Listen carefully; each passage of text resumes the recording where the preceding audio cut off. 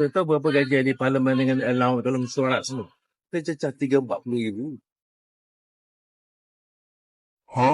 Hai guys, dah masuk 14 hari kita puasa. Macam mana Ramadan korang setakat ni? Rasa cepat je kan masa berlalu. Dan puasa ni bukan sekadar tahan lapar dan dahaga, tapi juga ujian emosi dan mental. Dalam hal pengurusan kewangan pula, kita diajar untuk berbelanja ikut kemampuan dan tak tunduk pada nafsu. Bercakap pasal bazar Ramadan, tahun ni ada perubahan besar.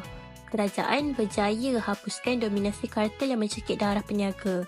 Plus, dengan adanya Bazar Ramadan Rahmah, kita ada lebih banyak pilihan juadah yang lebih mesra poket. Selain tu, isu beras tempatan dah selesai. Stok santan pun dalam proses penyelesaian. Kerajaan tengah kerja keras untuk pastikan keperluan rakyat cukup. Walaupun pembangkang asyik menyerang.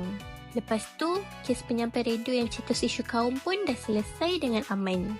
PM Anwar sendiri pesan, jadilah ejen perpaduan. So, baik kita fokus pada keharmonian.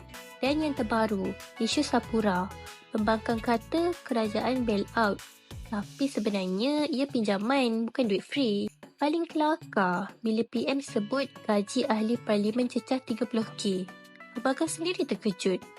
Padahal kiraan KASA pun dah tunjuk mereka dapat sekurang-kurangnya 25,700. So ya, Ramadan tahun ni memang lain macam sikit. So, korang rasa?